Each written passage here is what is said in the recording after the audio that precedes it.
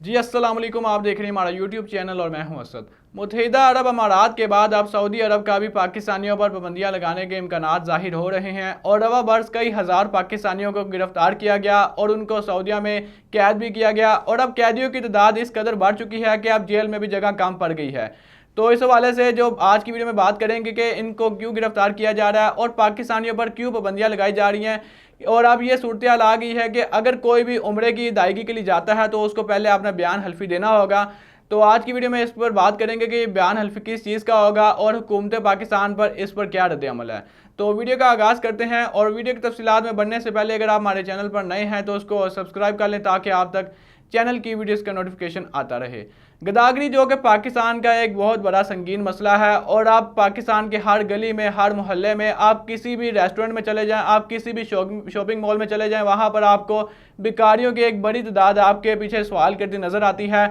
और एक के पीछे एक भिखारी आपसे सवाल करता है और आपसे भीख मांगता है। और अब ये पाकिस्तान तक महदूद नहीं रहे बल्कि अब ये एक बहुत बड़े ग्रुप की सूरत में अब ये सऊदी अरब से भी भीख मांगते हैं और जो भी हजाज मुकद्दस में जो उम्रे की अदायगी के लिए जाते हैं उनसे ये भीख मांगते हैं और अब उनके घरों में भी जाकर उनसे भीख मांगी जाती है। और सऊदी हुकूमत का ये कहना था कि अगर आप कोई भी पाकिस्तानी अगर उम्रे की अदायगी के लिए भी आता है तो उसको पहले अपना बयान हल्फी देना होगा कि वो इस तरह के किसी भी मामलात में इन्वॉल्व नहीं होगा, या अगर वो बयान हल्फी के बजाय अगर इसकी मुखालफत भी करता है तो उसके खिलाफ कानूनी कार्रवाई की जाएगी। क्योंकि गुज़िश्ता सालों से पाकिस्तान के हवाले से ये बहुत बड़ा इंकशाफ हो रहा है कि पाकिस्तान से एक बहुत बड़ी तादाद में लोग जो उम्रे की अदायगी के लिए जाते हैं या किसी भी विजिट वीज़ा की सूरत में जाते हैं और वहाँ पर जाकर भीख मांगते हैं और इससे पाकिस्तान के साथ साथ वह सऊदी अरब का भी इमेज ख़राब करते हैं। और पाकिस्तान की जो वजारत अमूर है उन्होंने इस पर सख्त नोटिस लिया और उन्होंने एक नई कवानीन पर मुश्तमिल एक पॉलिसी बनाई और उनका ये कहना था कि अब अगर कोई भी विजिट वीज़ा की बेस पर या अगर कोई भी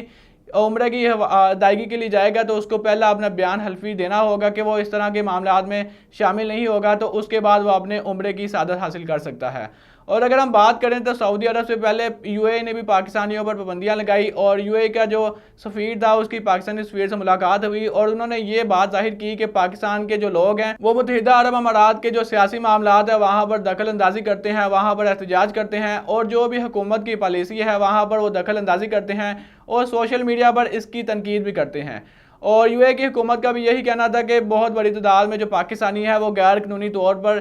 जगह में आ चुके हैं और कई उनमें से लोग ऐसे हैं जिनके आईडी कार्ड और उनके पासपोर्ट को ब्लॉक कर भी दिया गया है और नौकरी के बहाने वहां पर आकर वो इंतशार पैदा करते हैं। तो ये यूएई की हुकूमत ने इंकशाफ किया है। और अगर हम बात करें तो रवा बर्स तकरीबन 2000 पाकिस्तानियों के वहां पर जो आईडी कार्ड और पासपोर्ट को ब्लॉक किया गया और कई हज़ार लोगों को गिरफ्तार भी किया गया जो इन तरह के मामलात में इन्वॉल्व होते हैं। और माहिरीन का यही ख्याल है कि जिस तरह मुत्तहिदा अरब अमारात ने पाकिस्तानियों को बैन किया है, उन पर पाबंदियां लगाई हैं और आइंदा कुछ सालों में जो सऊदी अरब है जो पाकिस्तान का एक अच्छा दोस्त है और पाकिस्तान के हर तरह के मामलात में उन्होंने पाकिस्तान का साथ दिया और मुसलमानों के जो मुकद्दस मुकामात है इस हवाले से वहाँ पर उम्रा की अदायगी के लिए जाते हैं, लेकिन वहाँ पर जो एक गैर कानूनी तौर पर वो जो मामलात होते हैं इस पर सऊदी हुकूमत ने बहुत बड़ा इंकशाफ किया और उन्होंने इस पर तशवीश का इजहार किया। और यूएई की हुकूमत का यही कहना था कि ये बहुत बड़ी तादाद में पाकिस्तानी जो ये दिगर फ्रॉड में भी इन्वॉल्व होते हैं और ये इस तरह के मामलात पर हुकूमत पर क्रिटिसाइज भी करते हैं और इस तरह यूएई का इमेज वो पूरी दुनिया में ख़राब होता है। और माहिरीन भी इस बात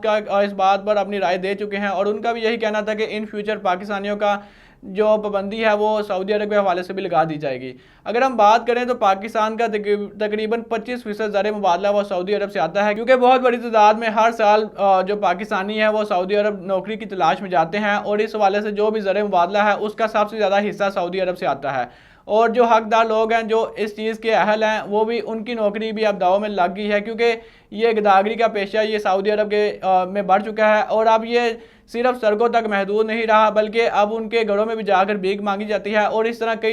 कई मामलात पेश आते हैं। और बहुत से ऐसे लोग हैं जो इस नौकरी के अहल होते हैं जो सऊदी अरब जाते हैं, इससे उनका भी हक मारा जाता है क्योंकि ये पाकिस्तान का इमेज, ये जो गदागर है, ये जो भिखारी है, पाकिस्तान का इमेज ख़राब करते हैं। और मुमकिन यही तौर पर जाहिर हो रहा है कि अब इन फ्यूचर जो पाकिस्तानियों पर पाबंदियां लगा दी जाएंगी सऊदी अरब पर और ये पाकिस्तान की माशियत पर एक बहुत बड़ा असर पड़ेगा जिससे पाकिस्तान की इकोनॉमी भी मुतासिर होगी और ये पाकिस्तान के लिए एक बुरी खबर है। तो हमें चाहिए अगर हम किसी को भी खिरात देते हैं या अगर हमसे कोई भी भिखारी सवाल करता है तो हमें चाहिए कि उससे पहले उसकी तहकीक करें कि वाकई ये उस चीज़ का हकदार है और ना बिन समझे कि हम उसको खिरात दे दें कि हमने अपना हक पूरा कर दिया या हमने सदका कर दिया। तो दोस्तों ये थी आज की वीडियो। उम्मीद करता हूँ आपको वीडियो पसंद आई होगी। अगर आप इस पर अपनी राय देना चाहते हैं तो कमेंट सेक्शन का ऑप्शन आपके पास मौजूद है, वहाँ पर अपनी कीमती राय से आगाह कीजिएगा और अपने मेज़बान को दीजिएगा इजाज़त।